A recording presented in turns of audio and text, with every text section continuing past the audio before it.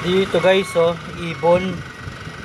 Kusang nalaglag. Lumilipad siya pero nalaglag. Ayan. Namatay na siya. Siguro na-heat stroke din siya sa sobrang init. Kusa po siya nalaglag guys. Kakaawa naman, oh. Kita nyo yan, ibon na yan, ha. Nasa himpapawid. Lumilipad siya kanina. Tapos biglang bumagsak. Ayan. Dito po siya bumagsak, oh. Ayan, dyan.